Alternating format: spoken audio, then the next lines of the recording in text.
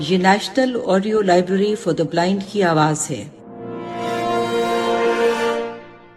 کتاب کا نام میرے خواب ریزہ ریزہ، مصنفہ ماہا ملک، آواز نایاب رشید۔ وہ تقریباً 3 بجے گھر لوٹے تھے۔ کیسی رہی پارٹی؟ سکندر علی ٹائی کی گرہ کھولتے ہوئے پوچھ رہا تھا۔ شاندار تھی نا؟ ایسی تقریب تم نے اپنی لائف میں شاذ و نادر ہی دیکھی ہوں گی۔ ایسی تقریب میں نے اپنی زندگی میں پہلی مرتبہ دیکھی ہے، وہ خشک لہجے میں بولی۔ میں نے تمہیں داؤدی سے ملوایا تھا، تم نے اسے کمپنی نہیں دی؟ او سوری سکندر، وہ شخص برداشت سے باہر ہے، وہ یکایک ٹھنڈے لہجے میں بولا تھا۔ مجھے اس شخص سے بہت سے کام ہے، میرے کئی تالوں کی چابی ہے وہ، اس کے اعزاز میں ایک پارٹی بھی دینی ہے ہمیں، اور اس مرتبہ تم اسے نظر انداز نہیں کرو گی۔ کیا مطلب؟ اس نے الجھی ہوئی نگاہوں سے اسے دیکھا۔ مجھ سے کیا چاہتے ہیں آپ؟ اتنی معصوم مت بنو زینب ڈارلنگ۔ وہ اس کے قریب چلا آیا۔ ایک حسین طرح دار عورت ہو اتنی سی بات نہیں سمجھ سکتی؟ اس کو اپنی زلف کا اسیر کر لو، میرے تالے خود بخود کھلتے چلے جائیں گے۔ سکندر، وہ بے یقینی سے اسے دیکھتی رہ گئی۔ کسی ڈراؤنے خواب سے ڈر کر وہ جاگی تھی۔ کچھ دیر تک وہ بستر پر لیٹی اندھیروں کو تکتی رہی، پھر ایک جھٹکے سے اٹھ کر بیٹھ گئی۔ ہاتھ بڑھا کر اس نے سائڈ لیمپس روشن کیے۔ اس کے سرہانے رکھا ٹائم پیس 12 بجا رہا تھا، دن کے 12 بج رہے تھے، اور دبیز پردوں نے کمرے کو آدھی رات کا سا ماحول بخشا ہوا تھا۔ اس نے جسم میں ہوتے ہلکے ہلکے درد اور تکان کو محسوس کیا تو پھر بے دلی سے واپس لیٹ گئی۔ اٹھنے کو جی نہیں کرتا تھا۔ کچھ دیر تک لیٹی وہ پلکیں جھپکا جھپکا کر چھت کو دیکھتی رہی۔ اسے یاد آیا کہ وہ سلیپنگ پلز کھا کر سوئی تھی۔ اس کا ذہن اور جسم ابھی تک اسی نشے کے زیر اثر تھا۔ شاید اب ہی اس کی نیند پوری نہیں ہوئی تھی۔ کروٹ بدل کر اس نے سونے کی کوشش کی، لیکن پھر اسے گزشتہ رات کی باتیں یاد آ گئیں۔ وہ تقریب جس میں اس نے سکندر علی کے بصد اصرار شرکت کی تھی، اس کے حریص نگاہوں والے مرد، داؤدی صاحب، اور پھر واپسی پر سکندر علی کی باتیں، سب کچھ اس کے دماغ میں گردش کرنے لگا۔ اس نے سختی سے آنکھیں بند کر لیں، جی چاہا ایک مرتبہ پھر 3-4 گولیاں کھا کر پڑھ کر سو جائے، لیکن وہ کب تک سو سکتی تھی؟ بالآخر سے جاگنا ہی تھا، زندگی کا سامنا کرنا تھا، اور زندگی کے یہ انداز اس کے اپنے منتخب کرتا تھے۔ اس نے بے حد خوشی سے اس راہ کو چنا تھا، اور اب تمہیں یہ راہ کانٹوں بھری دکھائی دے رہی ہے؟ کسی نے اس کے اندر سے پوچھا۔ تم چاہتی کیا ہو زینب شاہ؟ تمہارا اندر سدا بیکل اور خالی رہے گا۔ وہ گھبرا کر اٹھ بیٹھی۔ ایک بار پھر اسے ہر سوچ سے رہائی پا لینے کی، ہوش و حواس کی دنیا سے دور ہو جانے کی شدید خواہش نے آ لیا۔ اس نے ہاتھ بڑھا کر پھر سے گولیوں سے بھری شیشی اٹھا لی۔ وہ اسے کھولنا ہی چاہتی تھی کہ کوئی اس کے اندر کہا مار کر ہنسا۔ تم واقعی امیر ہو گئی ہو زینب شاہ۔ یہ ذہنی الجھنیں، یہ نیند کی گولیاں، یہ بے حد و حساب تھکن، وہ شیشی کو گھورتی رہی۔ اس نے دونوں ہاتھوں سے سر تھام لیا، پھر کتنی ہی دیر وہ تھکے تھکے انداز میں اٹھ کر باتھ روم کی جانب بڑھ گئی۔ نہا کر باہر نکلی تو اسے بھوک اور چائے کے ایک گرم گرم کپ کی بے تحاشا خواہش کا احساس ہوا۔ وہ بالوں میں برش پھیر کر نیچے چلی آئی۔ جمیلہ ایک کونے کی جھاڑ پونچھ کرتی نظر آئی۔ جمیلہ، اسلم سے کہو چائے لے آئے۔ وہ ڈائننگ ہال میں آئی۔ پھر اسے جھٹکا سا لگا تھا، سکندر علی وہاں موجود تھا۔ اخبار سامنے پھیلائے وہ مصروف سے انداز میں چائے کے گھونٹ بھر رہا تھا۔ زینب کا جی چاہا وہاں سے پلٹ جائے، لیکن حقیقت یہ تھی کہ وہ پلٹنے کے لیے اب اس کے پاس کوئی راستہ باقی نہ تھا۔ ایک ٹھنڈی سانس بھر کر وہ آگے بڑھ گئی۔ کرسی گھسیٹ کر بیٹھنے لگی تو میر سکندر علی نے چونک کر اسے دیکھا تھا۔ او گڈ نون ڈارلنگ، وہ مسکرایا تھا۔ وہ بے تاثر چہرے کے ساتھ کرسی پر بیٹھ گئی۔ لگتا ہے تمہاری رات کی تھکن ابھی تک نہیں اتری۔ وہ اسے بغور دیکھنے لگا۔ تمہاری آنکھوں کے نیچے ہلکے ہو رہے ہیں، کچھ دیر اور سو لیتی۔ نہیں، میں ٹھیک ہوں۔ اس نے بے وجہ ہی اخبار آگے کر لیا۔ کہاں ٹھیک ہو، بالکل تھکی ہوئی مرجھائی لگ رہی ہو۔ ایسا کرو کوئی فریش جوس لے لو یا ایپل اور اورنج۔ نہیں، میں چائے پیوں گی۔ اس نے ٹرالی لاتے اسلم کو دیکھ کر اخبار ایک طرف رکھ دیا۔ میر سکندر علی خاموش ہو کر اسے دیکھنے لگا۔ اسے زینب کے موڈ کا اندازہ ہو گیا تھا۔ اسلم نے چائے بنا کر کپ اس کے آگے رکھا۔ ناشتے میں کیا لیں گی میڈم؟ کچھ نہیں، صرف چائے، کچھ دیر بعد کھانا کھاؤں گی۔ آپ کے لیے کچھ اسپیشل بناؤں؟ صاحب کے لیے میں نے فرائیڈ رائس اور چکن بروسٹ تیار کیا ہے۔ میرے لیے کوئی سبزی بناؤ، وہ اکتا کر بولی۔ جی بہتر۔ وہ مؤدب انداز میں سر جھکا کر نکل گیا تھا۔ کیا بات ہے ڈارلنگ، تم شاید کچھ اچھا نہیں فیل کر رہی، تھک گئی ہو یا طبیعت ٹھیک نہیں ہے؟ سکندر علی دونوں ہاتھ سمیٹ کر اپنے آگے میز پر ٹکاتے ہوئے پوچھنے لگا۔ وہ چائے کا گھونٹ بھر رہی تھی۔ گھونٹ بھر کر اس نے کپ پرچ میں رکھ دیا اور خاموش بیٹھی رہی۔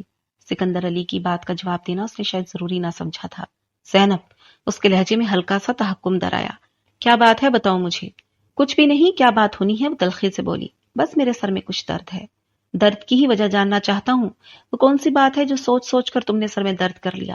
یوں جہاں بھر سے بیزار اور ناراض دکھائی دے رہی ہو، اب تم سکندر علی کی بیگم ہو، تمہیں خود اپنے رویوں کو چیک کرنا آنا چاہیے۔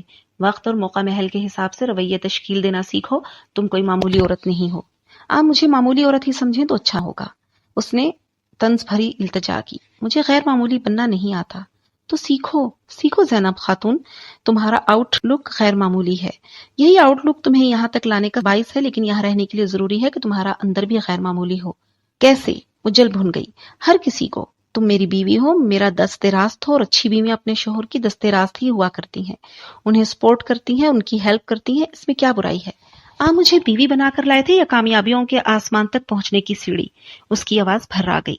ڈارلنگ، تم بہت ٹینس ہو رہی ہو، بےحد نرم لہجے میں بولا۔ شاید تم ٹھیک طرح سے میری بات سمجھ نہیں پا رہی۔ چلو اوپر کمرے میں چلتے ہیں، وہاں آرام سے بیٹھ کر بات کرتے ہیں۔ زینب بے حد بیزاری سے سست قدموں سے آگے بڑھی تھی۔ کمرے میں آ کر میر سکندر علی نے اے سی آن کیا اور بیڈ پر نیم دراز ہو گیا۔ زینب اپنی جگہ کھڑی لاتعلقی سے دیوار کو گھور رہی تھی۔ یہاں آؤ، ہم کچھ ضروری باتیں کریں گے، تم بے حد بدگمان ہو رہی ہو۔ وہ آہستہ سے چلتی ہوئی اس تک پہنچی، وہ اس سے قدرے فاصلے پر بیٹھ گئی۔ یہاں میرے قریب آؤ، میں یہیں ٹھیک ہوں۔ دیکھو زینب، وہ چند لمحوں کے لیے سوچ میں گم ہوا تھا۔ تم جانتی ہو کہ میں پہلے سے شادی شدہ ہوں، میری شادی کو 15 برس گزر چکے ہیں۔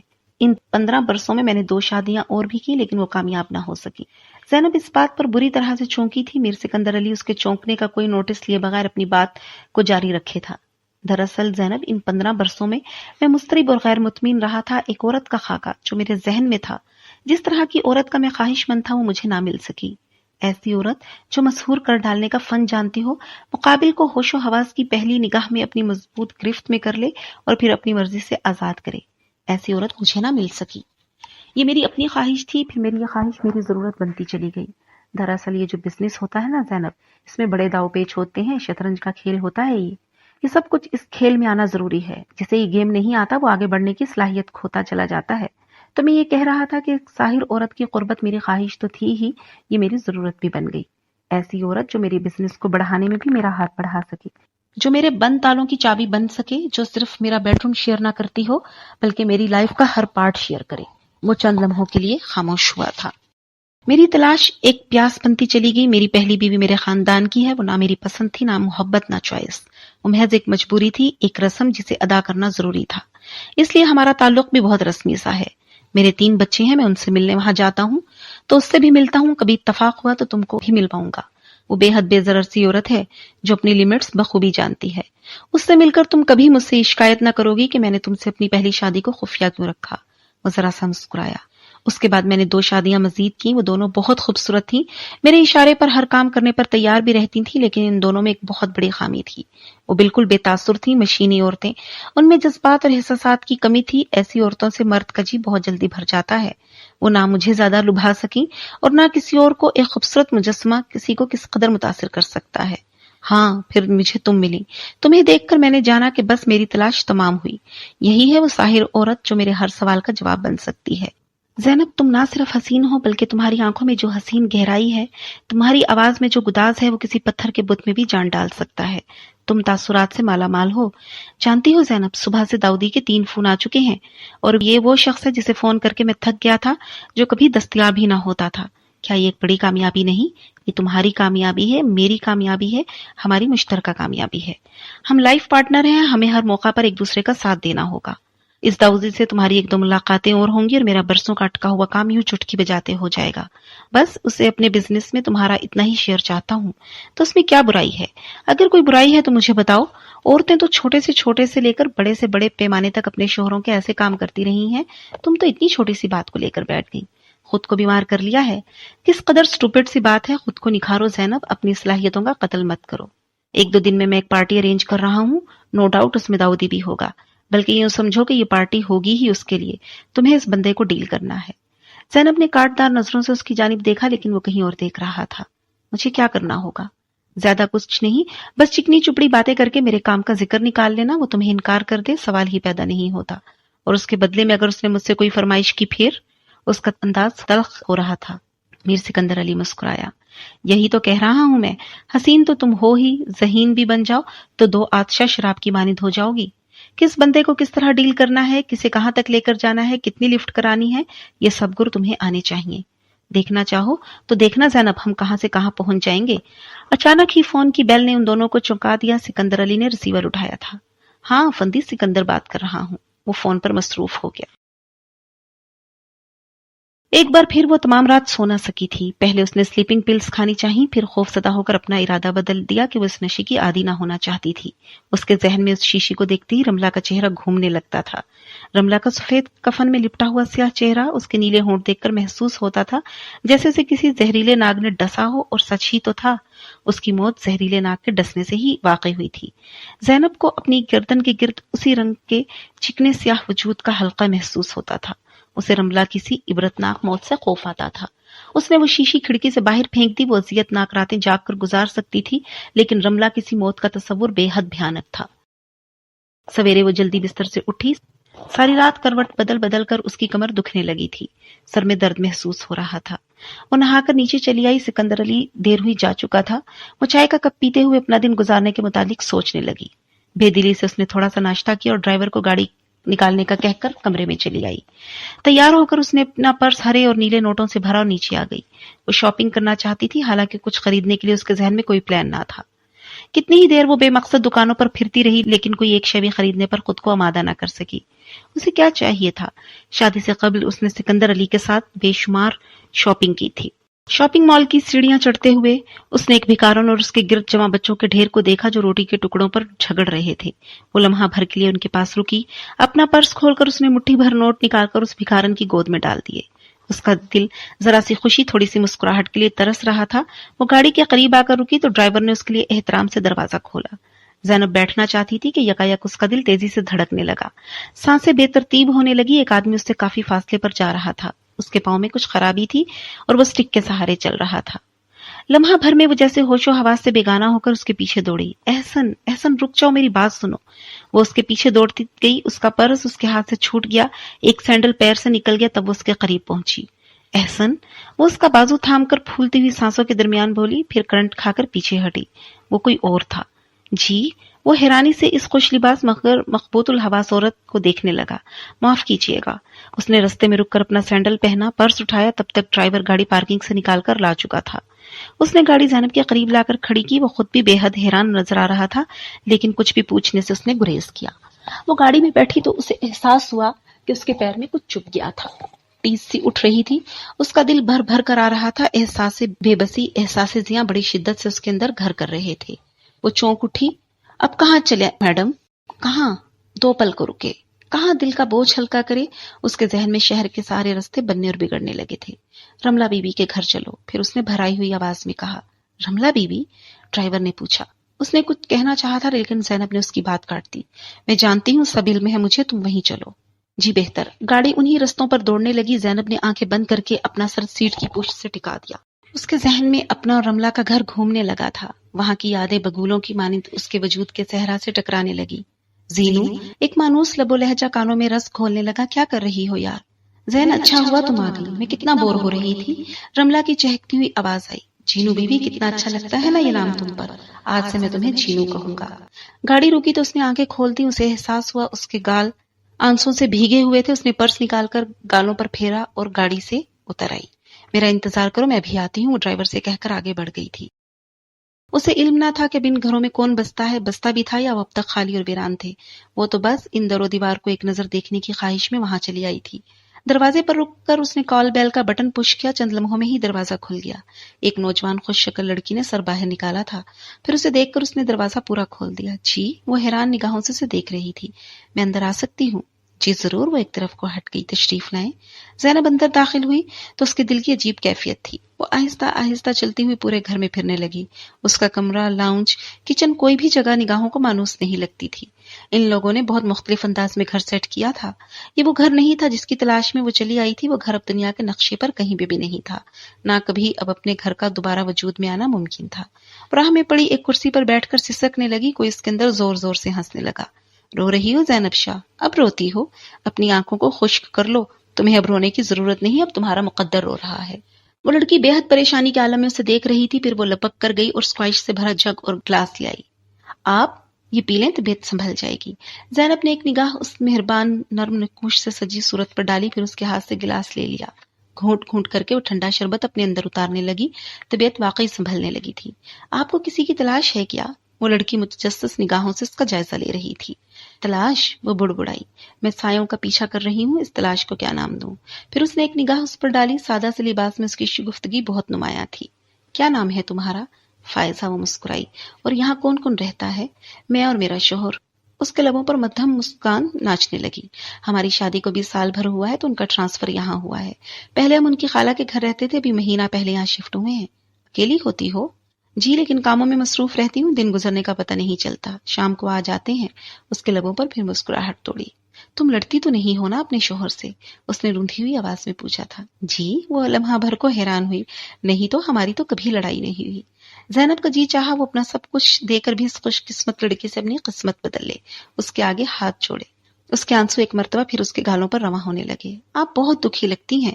فائزہ تعصب سے اسے دیکھنے لگی. اپنے بارے میں کچھ بتائیں. یہاں آپ کے کوئی ریلیٹیوز رہتے تھے؟ آپ کس کی تلاش میں آئی ہیں؟ اس گھر سے کیا تعلق ہے آپ کا؟ نرم لہجے میں اس نے بے شمار باتیں پوچھ ڈالی. وہ بڑی زندہ دل چہکنے والی لڑکی تھی. میرا کسی شخص سے، کسی گھر سے کوئی تعلق نہیں. وہ خلاؤں میں تکنے لگی. مجھ سا بد نصیب اس پوری دنیا میں کوئی نہیں ہے. یہ کہہ کر وہ باہر نکل آئی تھی. وہ رملہ کے گھر بھی جانا چاہتی تھی، لیکن اب اس نے اپنا ارادہ بدل دیا تھا. اب وہ گھر رملہ کا نہیں تھا. وہاں سے وہ یوں ہی خالی ہاتھ لوٹتی جیسے اس گھر سے لوٹی تھی، کسی پرانی یاد کی رتی بھر مہک لیے بغیر. سکندر علی 2 دن سے گھر نہیں آیا تھا. اس نے زینب کو فون پر بتا دیا تھا کہ وہ بے حد مصروف ہے. اسے یوں بھی اب اس کا انتظار نہیں تھا. رملہ کی موت سے اس کے اندر بھی ایک موت واقع ہوئی تھی. اس کی تمام امنگوں، خواہشوں اور جذبوں کی موت. وہ اپنا خالی دل لیے ادھر سے ادھر پھرتی رہتی. اس شام وہ لان میں بیٹھی بے دلی سے چائے کے گھونٹ بھر رہی تھی جب چوکیدار نے گیٹ پا کر کے کسی گاڑی کو اندر آنے کا راستہ دیا. ایک چمکتی ہوئی بڑی سی گاڑی پورچ میں رکی. باوردی ڈرائیور نے اتر کر دروازے کھولے. زینب بڑی توجہ سے اس کی طرف دیکھ رہی تھی. اس نے ایک عورت اور 2 لڑکیوں کو اترتے ہوئے دیکھا. وہ ملازم سے شاید اس کی بابت دریافت کر رہی تھی. وہ کچھ پریشانی کے عالم میں اٹھ کر کھڑی ہو گئی. وہ لوگ یہیں آ رہی تھیں. میڈم یہ. ملازم نے کچھ کہنا چاہا تھا. اس عورت نے ہاتھ اٹھا کر اسے روک دیا. تم جاؤ، ہم اپنا تعارف کرا لیں گے. جی بہتر بیگم صاحبہ. وہ پلٹ گیا. زینب حیرانی سے ان تینوں کو دیکھنے لگی. وہ تقریباً 40 برس کی ایک فربا اندام عورت تھی. اس نے ایک بیش قیمت ساڑی زیب تن کی ہوئی تھی. گردن میں موٹی سی چین اور کانوں میں جڑاؤ بندے تھے. ہاتھوں کی سب انگلیاں قیمتی پتھروں کی انگوٹھیوں سے مزین تھیں. دونوں لڑکیوں نے مغربی انداز کے لباس زیب تن کیے ہوئے تھے. ان کے کٹے ہوئے بال شانوں پر جھول رہے تھے. چھوٹی لڑکی ہو بہو سکندر علی کی کاپی تھی. بیٹھیے. اس نے کرسیوں کی جانب اشارہ کیا. پہچان گئی ہو؟ وہ عورت تمسخر سے مسکرائی تھی. جی. وہ رسانیت سے بولی. ہم نے سوچا کہ اسے دیکھا ہے جس کے چرچے ساری دنیا میں ہیں. وہ کرسی پر براجمان ہوتے ہوئے بولی. لڑکیوں کو بھی بڑا شوق تھا تمہیں دیکھنے کا. وہاں حویلی میں جو بھی آتا ہے تمہارے حسن کے قصیدے پڑھتا ہے. ہاں ٹھیک ہے، حسین ہو. اس نے زینب کو نظروں ہی نظروں میں گویا حسین ہونے کی سند دی تھی. لیکن تم نے سنا ہوگا حسن 4 دنوں کا ساتھی ہے. وہ پھر تمسخر سے مسکرائی. میں آپ کا مطلب نہیں سمجھی. اس کی پیشانی پر شکنے ابھریں. سمجھ جاؤ گی، سمجھ جاؤ گی. 4 دن گزریں گے تو سب سمجھ جاؤ گی. خیر، مجھے شمسا کہتے ہیں. میں میر سکندر علی کی جائز قانونی خاندانی بیوی ہوں، اس کے اصل گھر کی اصل مالکن. یہ میری بڑی بیٹی ہے رانیہ، اور یہ چھوٹی سونیا. ایک بیٹا بھی ہے حیدر علی خان، وہ ہاسٹل میں رہتا ہے. اس کا لہجہ، اس کی آواز، اس کا لفظ لفظ نخوت سے بھرا ہوا تھا. زینب اس کا چہرہ دیکھنے لگی. وہ گہرے سانولے رنگ اور بھدے نقوش کی مالک تھی. اس کی چھوٹی چھوٹی آنکھوں میں بلا کا غرور تھا. تم سے پہلے بھی سکندر 2 شادیاں کر چکا ہے. اس نے اپنی دانست میں گویا اسے نئی اطلاع دی تھی. جی میں جانتی ہوں. مجھے اس بات سے کبھی کوئی پریشانی نہیں ہوئی. وہ پھر مسکرائی تھی. مردوں کو ادھر ادھر منہ مارتے رہنے کی عادت ہوتی ہے. 2-4 دن میں دل بھرتا ہے تو پھر اپنے ٹھکانے پہ آ جاتے ہیں. خیر دیکھتے ہیں یہ نیا شغل کتنے دن جاری رہتا ہے. زینب خاموشی سے ان کی باتیں سنتی رہی. میر سکندر علی 4 دن بعد واپس آیا تھا. اس نے زینب سے بے تحاشا معذرت کی، اپنی مصروفیت کی وجوہات بتائیں، اسے بہت مس کرنے کا اظہار کیا. وہ پتھر کی طرح بیٹھی رہی. چلو آج کا سارا دن تمہارے نام. وہ اس کے شانوں پر ہلکا سا دباؤ ڈالتے ہوئے بولا. ہم پورا دن ساتھ گزاریں گے، شام کو فریش ہو کر گھومنے چلیں گے.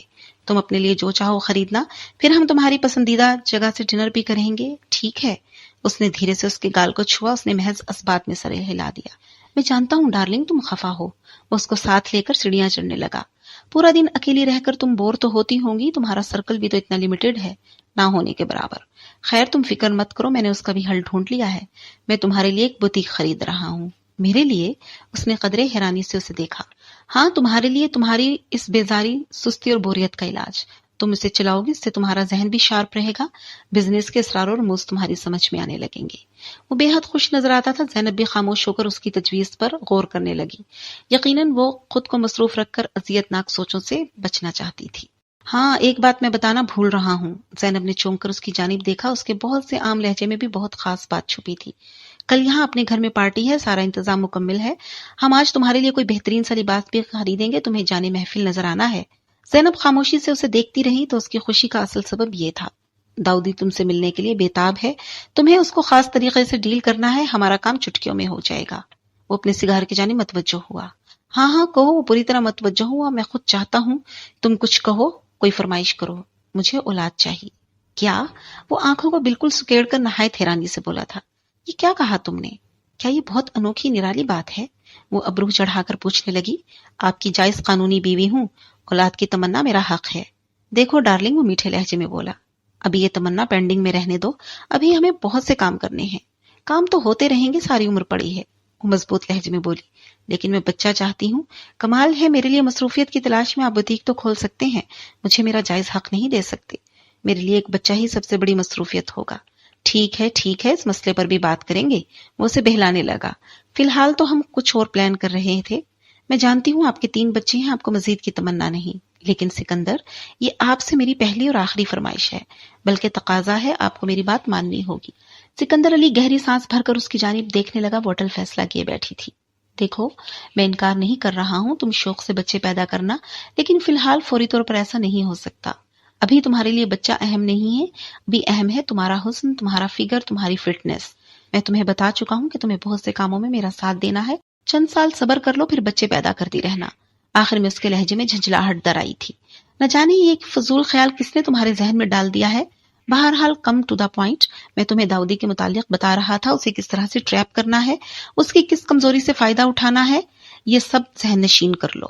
وہ اسے مزید ہدایات دینے لگا، لیکن زینب کا دھیان کسی اور جانب تھا۔ اسے ایک بھیانک رات یاد آ رہی تھی جب اس نے درد کی ٹیسوں سے لڑتے لڑتے خود اپنے بچے کا خون کر دیا تھا۔ اسے اس ہسپتال کا کمرہ اور احسن ایاز کی بجھی ہوئی آنکھیں یاد آ رہی تھیں۔ اسے وہ کھلونے یاد آ رہے تھے جو وہ بہت چاؤ سے اپنے ہونے والے بچے کے لیے لایا تھا۔ اس نے ایک مرتبہ پھر اپنی کیفیت غیر ہوتی محسوس کی۔ اس مرتبہ وہ اس کیفیت کا مقابلہ نہ کر سکی تھی۔ ہوش و حواس سے بیگانہ ہو کر وہ بستر پر گر پڑی۔ زینب، واٹ ہیپنڈ؟ سکندر علی چونک کر اس کی طرف بڑھا تھا۔ دعوت بے حد شاندار طریقے سے منتظم کی گئی تھی۔ پوری کوٹھی بقعۂ نور بنی ہوئی تھی۔ انتظام دونوں لانوں میں کیا گیا تھا۔ زینب کو تیار کرنے کے لیے بیوٹیشن دوپہر سے ہی آ گئی تھی۔ اس نے سر سے پاؤں تک اس کی ایک ایک چیز کو دلہن کی طرح نکھارا تھا۔ اس کا لباس شہر کے مہنگے ترین بوتیک سے خریدا گیا تھا۔ مکمل طور پر سفید لباس کے ساتھ سوچے موتیوں کی جولری پہنی تھی۔ زینب نے تیار ہو کر خود کو آئینے میں دیکھا اور بے تاثر نظروں کے ساتھ اپنے عکس کو گھورتی رہ گئی۔ وہ جب بھی آئینہ دیکھتی تھی اسے رملہ کی باتیں یاد آ جاتی تھیں۔ اس نے کہا تھا، بہت حسین لگ رہی ہو زینب شاہ، بہت حسین، لیکن جانتی ہو مجھے تم دنیا کی سب سے بدصورت عورت نظر آ رہی ہو۔ اس نے درست کہا تھا۔ تم اتنی بے قیمت اور بے مایہ ہو چکی ہو زینب کہ مجھے نفرت کے ساتھ ساتھ تم پر ترس بھی آ رہا ہے۔ اس نے واقعی ٹھیک کہا تھا کہ بیش قیمت لباس اور نہایت مہنگے زیورات پہن کر بھی وہ اس وقت خود کو اس قدر کم قیمت اور بے مایہ تصور کر رہی تھی کہ اسے اپنے آپ پر ترس آ رہا تھا۔ میں کیوں سجی ہوں؟ کس کے لیے سنوری ہوں؟ آج میں عورت ہوں یا طوائف ہوں؟ میر سکندر علی، تم نے مجھے ایک سجا ہوا کوٹھا دکھا کر خرید لیا، کوئی اس کے اندر کہے لگا رہا تھا۔ دعوت کافی دیر سے شروع ہوئی تھی۔ رات بھیگنے لگی۔ وہ پتھر کے بت کی مانند بے تاثر چہرہ لیے میر سکندر علی کے دوستوں سے ملتی پھر رہی تھی۔ زینب ڈارلنگ، کہاں ہو تم؟ سکندر علی داؤدی کو لیے اس کے قریب چلا آیا۔ یہ اپنے داؤدی صاحب ہیں، ان کا خیال رکھو۔ داؤدی صاحب نے مصافحے کے لیے ہاتھ بڑھایا تو اس نے بلا جھجک اپنا ہاتھ آگے کر دیا۔ انہوں نے جھک کر اس کا گال چھوا اور مسکراتی رہی۔ میر سکندر علی کچھ دیر بعد انہیں چھوڑ کر کسی اور طرف نکل گیا۔ وہ انہیں مصنوعی پتھروں سے بنائی گئی آبشار کی طرف لے آئی۔ چھوٹے سے خوبصورت تالاب میں بطخیں ساکت بیٹھی تھیں۔ وہ ادھر پڑی کرسیوں پر بیٹھ گئے۔ سکندر بڑا لکی آدمی ہے، داؤدی صاحب حریص نگاہوں سے اس کا جائزہ لیتے ہوئے بولے۔ جب مارتا ہے اونچا ہاتھ مارتا ہے۔ یہ لیجئے۔ اس نے قریب سے گزرتے ویٹر کو روک کر شراب سے بھرا گلاس اٹھا کر انہیں تھمایا۔ تو کیا کہہ رہے تھے آپ؟ میں سراہ رہا تھا آپ کی اس بے مثال خوبصورتی کو۔ انہوں نے گھونٹ بھر کر شراب کا سرور اپنے اندر اترتا ہوا محسوس کیا۔ ایسا حسن میں نے پہلے کبھی نہیں دیکھا زینب، تمہاری نظروں میں ایک عجیب سی گہرائی ہے، ایک نشہ ہے۔ سکندر بہت خوش قسمت ہے، کیا شاندار دن رات گزرتے ہوں گے۔ انہوں نے جیسے آہ بھری تھی وہ مسکراتی رہی۔ سکندر تو بہت مصروف رہتے ہیں، میں اکیلی بور ہوتی رہتی ہوں۔ اچھا، انہوں نے آنکھیں پھیلائیں. کل رات کیا کر رہی ہو؟ فارغ ہوں بالکل. کوئی پروگرام؟ وہ دل ربائی سے مسکرائی تھی. چاہو تو ڈنر میرے ساتھ کرو. شیور مائی پلیئر. وہ ہولے سے ہنستی. داؤدی صاحب قریب المرگ ہو گئے. کچھ دیر بعد وہ انہیں اصل موضوع کی جانب لے آئی. ہمارا ایک کام کب سے آپ کی توجہ کا منتظر ہے سر. وہ بولی تھی. ہمیں شکایت ہے آپ سے، آپ ہمیں قابل توجہ ہی نہیں جانتے. اوہ کیا کہہ رہی ہو ڈیئر؟ انہوں نے مصنوعی انداز میں سر کھجایا. شاید تم سکندر کے کام کی بات کر رہی ہو. بہرحال تمہارا کہا ٹالا نہیں جا سکتا، کام ہو جائے گا. کب تک؟ وہ ناز سے انہیں دیکھنے لگی. جس قدر جلد ہو سکا میں پوری کوشش کروں گا. بہرحال اس طرف سے بے فکر رہو، میں نے کہہ دیا ہے تو سمجھو کام ہو گیا. یہ سکندر بڑا شارپ بندہ ہے. وہ ہنسنے لگے. زینب نے ایک بار پھر بھرا ہوا گلاس انہیں تھمایا تھا. Well done my darling well done. وہ بے حد خوش تھا. ڈریسنگ ٹیبل کے آگے بیٹھی ہوئی زینب کے گرد اپنے بازو حائل کرتے ہوئے بولا. زینب نے آہستگی سے اس کے ہاتھ خود سے علیحدہ کیے. وہ اپنا چہرہ صاف کر رہی تھی. کمال کر دیا. یہ داؤدی بڑی اونچی چیز ہے. اسے شیشے میں اتارنا اس قدر آسان نہیں ہے، لیکن تم نے انہیں منٹوں میں سے زیر کر لیا. میں کہتا ہوں نا تم کوئی معمولی عورت نہیں ہو، خود کو پہچانو. زینب نے چہرہ صاف کیا اور باتھ روم میں گھس گئی. وہ ایک بار پھر پرس نوٹوں سے بھر کر شاپنگ کے لیے نکل کھڑی ہوئی تھی. اس مرتبہ اس نے بلا تکان شاپنگ کی. ہر دکان سے ہزاروں کی خریداری کی. کپڑے، جوتے، میک اپ کی اشیاء، جیولری، وہ ہر سامنے آتی شے خریدتی چلی گئی، حتیٰ کہ اس کا پرس بالکل خالی ہو گیا. ڈرائیور اس کا سامان گاڑی میں رکھ رہا تھا جب کسی نے اس کا کاندھا تھاما. زینب شاہ. زینب مانوس لب و لہجے پر چونک کر مڑی تھی. چند لمحوں کے لیے اسے سامنے کھڑی ہستی کو پہچاننے میں دشواری محسوس نہ ہوئی. پھر وہ چیخ اٹھی. فارحہ، تم فارحہ ہو نا؟ وہ دونوں بغل گیر ہو گئی. تم کتنا بدل گئی ہو زینب، وہ علیحدہ ہوتے ہوئے بولی. میں نے تو تمہیں پہچانا ہی نہیں. پتا ہے میں کتنی دیر سے یہ سوچ رہی تھی کہ تمہیں میں نے کہاں دیکھا ہے. تم تو یار کوئی شے بن گئی ہو. وہ زینب کا جائزہ لیتے ہوئے بولی. اور تم؟ اس نے بغور فارحہ کو دیکھا. تمہیں کیا ہو گیا ہے؟ وہ اپنی عمر سے 10 سال بڑی دکھائی دے رہی تھی. اس کا جسم بے حد فربا ہو گیا تھا اور رنگت بالکل مدھم پڑ گئی. اس کی آنکھوں کے گرد گہرے سیاہ حلقے تھے. بالوں کا سٹائل بھی اس نے بدل ڈالا تھا. فارحہ شرمندگی سے ہنستی. کیا پوچھتی ہو یار، یہ باتیں سنانے کے لیے تو عمر درکار ہے. چلو میرے ساتھ. زینب نے اسے پیشکش کی. بیٹھ کر اطمینان سے باتیں کریں گے. لیکن وہ تذبذب کا شکار ہوئی. گھر فون کر دینا. چلو فارحہ. اسے واقعی ایک عرصے کے بعد خوشی کی ہلکی سی رمق کا احساس ہوا تھا. اچھا چلو. وہ واقعی تیار ہو گئی. دونوں گاڑی میں بیٹھ گئیں. گھر چلو ڈرائیور. زینب نے ڈرائیور کو ہدایت کی. تمہارا لائف سٹائل تو بالکل بدل گیا ہے زینب. فارحہ حیران نظر آتی رہی. بڑی ترقی کی ہے حسن بھائی نے. تمہاری اپنی گاڑی ہے؟ ہاں. ایک گہری سانس اس کے لبوں سے نکلی تھی. قسمت کی بات ہے. فارحہ نے بھی گہری سانس بھری. کس قدر بے وقوف تھی میں اور کتنے بے وقوفانہ تھے میرے خیالات.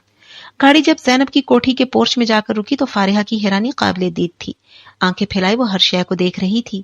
زینب کے بیڈ روم تک آتے آتے اس کا صبر جواب دے گیا. خدا کے لیے زینب مجھے مزید حیران مت کرو. مجھے بتاؤ کیا کوئی الادین کا چراغ تمہارے ہاتھ آ گیا؟ زینب تلخی سے مسکرائی تھی. نہیں، الادین کا چراغ میرے ہاتھ نہیں آیا. میں خود ایک جن کی قید میں آ گئی ہوں. وہ مجھے میری جنت سے نکال کر کوہقاف میں لے آیا ہے. فارحہ پلکیں جھپک کر اسے دیکھنے لگی. میں احسن ایاز کی بیوی نہیں ہوں فارحہ. اس کے حلق میں گولے پھنسنے لگے تھے. میں میر سکندر علی کی داشتہ ہوں. وہ اپنا چہرہ دونوں ہاتھوں میں چھپا کر پھوٹ پھوٹ کر رو دی. تم شاید مجھ پر رشک کر رہی تھی. مجھ پر رشک مت کرنا فارحہ. میں تو نشان عبرت ہوں. فارحہ ساکت بیٹھی پھٹی پھٹی آنکھوں سے اسے دیکھتی رہی. وہ آنسوں اور ہچکیوں کے درمیان اسے اپنی داستان سناتی رہی. مجھے چھوڑ کر گیا تو مجھے احساس ہوا میرے لیے کیا تھا. میں وہ بد نصیب ہوں فارحہ جو محبوب کے جدا ہونے کے بعد اس کی محبت میں مبتلا ہوئی ہوں. شاید یہ میری سزا ہے. یہ قدرت کی طرف سے میری سزا ہے کہ میں ہر گزرتے لمحے کے ساتھ اس کے عشق میں مبتلا ہوتی چلی جا رہی ہوں. میں ہر محفل میں دیوانوں کی طرح اسے تلاشتی ہوں. سڑک پر گزرتے ہوئے ہر شخص پر مجھے اس کا گمان ہونے لگتا ہے. وہ اپنا سر پیٹنے لگی. میں کیا کروں؟ وہ مجھے کیوں چھوڑ گیا فارحہ؟ وہ تو مجھ سے اندھی محبت کرتا تھا. میں تو اس کی سانسوں کی ضمانت تھی. میرے بنا وہ کیسے جیتا ہوگا، کیسے؟ فارحہ نے اس کا سر اپنے کاندھے سے لگا لیا. وہ خود بھی رو رہی تھی. اوف، میں نے اس سے خود کہا کہ مجھے طلاق دے دے فارحہ. میں نے اس سے ہاتھ جوڑ کر کہا کہ مجھے آزاد کر دے. سوچو فارحہ، میں نے خود کہا. اس کے دل پر کیا بیتی ہوگی، وہ کہاں گیا ہوگا. وہ پاگلوں کی طرح رو رہی تھی. اتنے عرصے کے بعد اس کو کتھارس سنانے کا موقع مل گیا تھا. اسے لگ رہا تھا جیسے غم سے اس کا کلیجہ پھٹ جائے گا. پتھر میں سے یکایک ٹھاٹھے مارتا پانی نکل آیا تھا. بہت دیر کے بعد وہ خود پر قابو پا سکی تھی. کچھ دیر آرام کر لو، فارحہ نے اسے مشورہ دیا. نہیں، میری قسمت میں اب آرام یا سکون کے لمحات نہیں. پھر اس نے فارحہ کی جانب دیکھا. تم اپنی سناؤ، کب پاکستان لوٹی، کیسے گزر رہی ہے؟ وہ اپنا دھیان بٹانا چاہتی تھی. پاکستان لوٹے تو مجھے 6 مہینے ہو گئے ہیں. میں ہمیشہ کے لیے آ گئی ہوں. اور فیصل بھائی وہ ہیں اپنی پہلی بیوی کے پاس. کیا